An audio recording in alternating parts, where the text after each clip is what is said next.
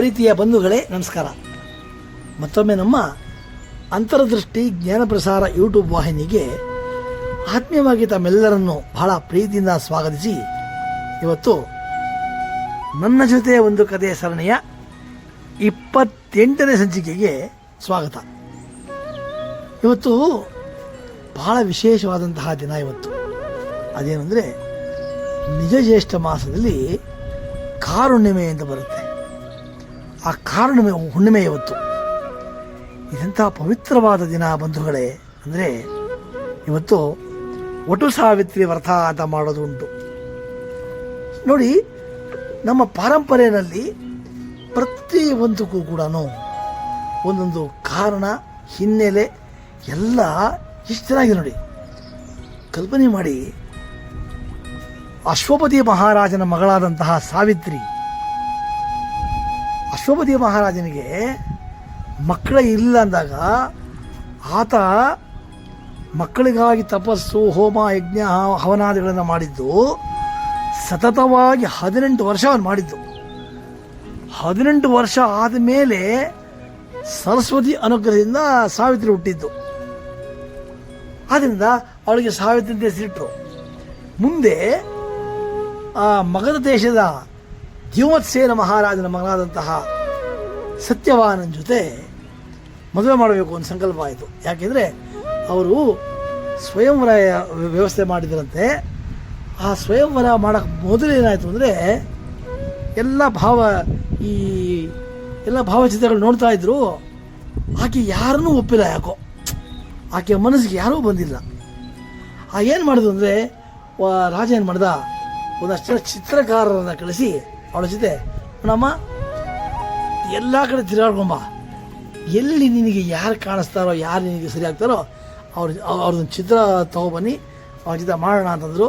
ಹಾಗೆ ಮಾಡಿ ಹಿಂಗೆಲ್ಲ ದೇಶಗಳೆಲ್ಲ ಹೋಗಬೇಕಾದ್ರೆ ಒಂದೊಂದು ಕಾಡು,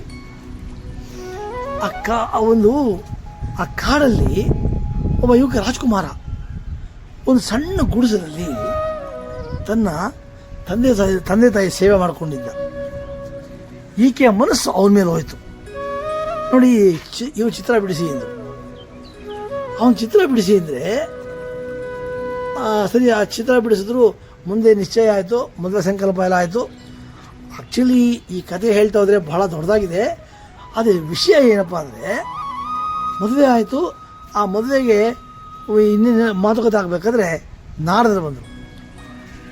ನಾರದು ತಪ್ಪು ಮಾಡಿದ್ದಿಲ್ಲಿ ಅಂದರೆ, ಬಂದ ತಕ್ಷಣ ಸಾವಿತ್ರಿ ನಮಸ್ಕಾರ ಮಾಡಿದ್ಲು, ದೀರ್ಘ ಸುಮಂಗಲಿಯ ಭವ ಅಂತಂದ್ರು.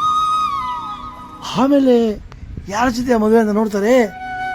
ಯಾವಾಗ ಸತ್ಯವಾನ್ ಅಂತ ನೋಡಿದ್ರು, ನಾರದ್ರಿಗೆ ಎದೆ ಹೊಡೆದೋಯ್ತು. ಅಲ್ಲಮ್ಮ, ಹೋಗಿ ಇವನ ಜೊತೆ ಮದುವೆ ಆಗ್ತಾ ಇದೆಯಾ, ಇವನು ಆಯಸ್ಸಿರೋದೇ ಒಂದು ವರ್ಷ ಅಷ್ಟೇ. ಹಾಗಾಗಿ ಇವನು ಬೇಡ, ಬೇರೆ ಯಾರಾದ್ರೂ ಆಗು ಅಂತ ಇಷ್ಟು ಒತ್ತಾಯ ಮಾಡಿದೆ ಯಾರು. ಆದರೆ ಹೆಣ್ಣಿನ ಸ್ವಭಾವ ಏನು ಅಂತಂದರೆ, ಒಂದು ಸರಿ ಒಬ್ಬರಿಗೆ ಮನಸ್ಸನ್ನು ಕೊಟ್ಟ ಮೇಲೆ ಮತ್ತೊಬ್ಬರನ್ನು ನಾವು ಬದಲಾಯಿಸಲ್ಲ ಅಂಥೇಳಿ ಆಕೆ ಅದೇನಾದಾಗಲಿ ಇವ್ರನ್ನೇ ನಾನು ಮದುವೆ ಆಗೋದು ಅಂಥೇಳಿ ಕಡೆ ಹಠ ತೊಟ್ಟು ಮದುವೆ ಆದರು. ಮುಂದೆ ಒಂದು ವರ್ಷ ಆದ ಮೇಲೆ ಕರೆಕ್ಟಾಗಿ ಆತನ ಸಾವು ಸಮೀಪಿಸುವ 3 ದಿನಕ್ಕೆ ಮೊದಲು ಅನ್ನ ಆಹಾರಗಳನ್ನೆಲ್ಲ ಬಿಟ್ಟು ಅವತ್ತು ಆ ದಿನ ಬಂತು. ಆ ದಿನ ಬಂದಾಗ ಅವನ ಜೊತೆ ತಾನು ಹೋದ್ಲು ಕಾಡಿಗೆ. ಬೇಡ ಅಂದ್ರು ಕೂಡ ಮರ ಕಡಿತಾ ಇದ್ದ. ಯಾಕೋ ಕಣ್ಣಲ್ಲಿ ಒಂಥರ ಮಂಜಾಯಿತು. ಆ ಮಂಜಾದಾಗ ತಾನು ನಿಧಾನಕ್ಕೆ ಬಂದು ಹಿಡಿದು ಸಾವಿತ್ರಿ ತೊಡೆ ಮೇಲೆ ಹಂಗೆ ಮಲ್ಕೊಂಡ. ಆದರೆ ಯಮ ಬಿಡಲ್ಲ. ಏನು ಮಾಡ್ದ, ಬಂದು ಪಾಶ ಹಾಕಿ ಎಳೆದ. ಹೋಗ್ತಾ ಇದ್ರೆ ನೋಡಿ, ತನ್ನ ಸೌಮಂಗಲ್ಯ ಶಕ್ತಿಯಿಂದ ಆ ಯಮನ ನೆರಳನ್ನೇ ಅನುಸರಿಸಿ ಹೋದವಳು. ಯಮ ತಿರುಗಿ ನೋಡಿದ, ಯಾರು ಅಂತ ಹೇಳ್ದಾಕೆ. ಆಮೇಲೆ ಹೇಳಿದ್ರೆ ಅಲ್ಲಿ ಅವನು ಏನೇನೋ ಮನೋಸ ಪ್ರಯತ್ನ ಮಾಡ್ದ. ಅದಕ್ಕೆ ಮುಂದೇನಾಗಿತ್ತು ಅಂದರೆ, ನಾರದರು ಆಕೆ ನಮಸ್ಕಾರ ಮಾಡಿದಾಗ ಹೇಳಿದರು, ಗುರುಗಳೇ, ನೀವು ದೀರ್ಘ ಸುಮಂಗಲಿ ಭವ ಅಂತ ಹೇಳಿದಿರ, ಹಾಗಾದ್ರೆ ನಿಮ್ಮ ಸುಳ್ಳಾಗತ್ತಲ್ವಾ ಅಂತಂದ್ಲು. ಯಾಕೆ ಯೋಚನೆ ಮಾಡಿ, ಹೌದಲ್ವಾ, ಹಾಗಾದ್ರೆ ನೋಡಮ್ಮ, ಯಮಧರ್ಮನ ಹಿಂಗೆ ಪ್ರಾರ್ಥನೆ ಮಾಡೋದು ಮೊದಲು ಅವ್ರು ಹೇಳ್ಕೊಟ್ಟಿದ್ರು ಅಂತ ಕಾಣುತ್ತೆ. ಹಾಗಾಗಿ ಯಮಧರ್ಮರಾಜ ಏನೇನು ಮನಸ್ಸು ಪ್ರಯತ್ನ ಮಾಡಿದ್ನೋ ಅವೆಲ್ಲದಕ್ಕೂ ಕೂಡ ಅವಳು ಸಮರ್ಪಕವಾದಂತಹ ಉತ್ತರವನ್ನು ಕೊಟ್ಟರು. ತೃಪ್ತಿ ನಾವಾಗಿದ್ರೆ ಏನು ಮಾಡ್ತಿದ್ವಿ, ನಮಗೆ ಸಮಾಧಾನ ಆಗುವಂಥದ್ದೇನೋ ಕೊಟ್ರ ಸರಿ ಬಿಡು ಅಂತ ಬಿಟ್ಟು ಬಂದ್ಬಿಡ್ತಿದ್ವಿ. ಅವಳು ಹೇಳಿದು ನನಗೆ ಯಾವುದೂ ಶಾಶ್ವತ ಅಲ್ಲ. ನೋಡಿ, ಕಾರಣಾಂತರದಿಂದ ತನ್ನ ತಂದೆ ತನ್ನ ಅತ್ತೆ ಮಾವ ಕಣ್ಣು ಕಳ್ಕೊಂಡಿದ್ರು, ರಾಜ್ಯ ಕಳ್ಕೊಂಡಿದ್ರು. ಅದೇ ಥರನೇ ಈ ಕಡೆ ಅವರ ಅಪ್ಪ ಅಮ್ಮನಿಗೆ ಮಕ್ಕಳು ಇರಲಿಲ್ಲ. ಯಾರಿಗೆ? ಸಾವಿತ್ರಿ ಅವರ ಅಪ್ಪ ಅಮ್ಮ ಮಕ್ಕಳು ಇರಲಿಲ್ಲ. ಅವಳು ಕೇಳಿದ್ಲು, ನನ್ನ ತಂದೆ ತಾಯಿಗೆ 100 ಜನ ಮಕ್ಕಳಾಗುವಂತೆ ಹೊರ ಕೊಡು ಅಂತ ಕೇಳಿದ್ಲು. ಈ ಕಡೆ ಅದು ಕೊಟ್ಟಿದ್ದವನು ಪಾಪ. ಅವನು ಆಕೆ ಏನೇನು ಕೇಳಿದೆಲ್ಲ ಕೊಟ್ಟಿದ್ದ. ಆದರೆ ತನ್ನ ಗಂಡ ಆಕೆ ಹೇಳಿದ್ಲು, ನಾಡಿದ್ರು ದೀರ್ಘ ಸುಮಂಗಲಿ ಭವ ಅಂತ ಆಶೀರ್ವಾದ ಮಾಡಿದ್ದಾರೆ, ಯಾಕೆ ಮಾಡಬೇಕಾಗಿತ್ತು ಅವರು? ನಂಗೆ ಗೊತ್ತಿಲ್ಲ ಅಂತ ಹಠ ಹಿಡಿದು ಕಡೆಗೆ ಆಕೆ ಗೆದ್ದು ಎಲ್ಲ ಮಾಡಿ ಅವನ ಪ್ರಾಣವನ್ನು ವಾಪಸ್ ತಗೊಬಂದು ಇದೆಲ್ಲ ಆಗುವಷ್ಟು ಇದೆಲ್ಲ ಯಾವತ್ತಾಗಿದ್ದು ಅಂದರೆ ನಿಜ ಜ್ಯೇಷ್ಠ ಮಾಸದ ಶುಕ್ಲ ಪಕ್ಷ ಹುಣ್ಣಿಮೆ ದಿನ ಆಗಿದ್ದು. ಅದಕ್ಕೋಸ್ಕರ ಇದನ್ನು ಕಾರುಣ್ಣಿಮೆ ಅಂತ ಕೂಡ ಕರೀತಾರೆ. ಏನು ಮಾಡ್ತಾರೆ ಅಂದರೆ ವಟವೃಕ್ಷದ ಕೆಳಗಡೆ ಕೂತ್ಕೊಂಡು ಆ ಸಾವಿತ್ರಿ ಕೆಳಗೆ ಕೂತಿರ್ತಾಳೆ. ಅವಳ ತೊಡೆ ಮೇಲೆ ಅವನ ತಲೆ ಇರುತ್ತೆ. ಮುಂದೆಗಡೆ ಯಮ ಎಮ್ಮೆ ಕೋಣೆ ಮೇಲೆ ಕೂತ್ಕೊಂಡಿರ್ತಾನೆ. ಆತ ಒಂದು ಚಿತ್ರವನ್ನು ಮೊದಲು ಬಿಂಬಿಸ್ತಾ ಇದ್ರು. ಈಗೆಲ್ಲ ಅವರವರ ಶಕ್ತಿಯನುಸಾರ ಮಾಡ್ಕೋತಾರೆ. ಒಟ್ಟಲ್ಲಿ ಇವತ್ತು ಮುತ್ತೈದೆಯರು ಎಲ್ಲರೂ ಪ್ರಾರ್ಥನೆ ಮಾಡಿ ತಮ್ಮ ತಮ್ಮ ಗಂಡಂದಿರ ದೀರ್ಘಾಯುಷ್ಯಕ್ಕಾಗಿ ಪ್ರಾರ್ಥನೆ ಮಾಡುವಂತಹ ವಿಶೇಷವಾದಂತಹ ದಿನ ಇವತ್ತು.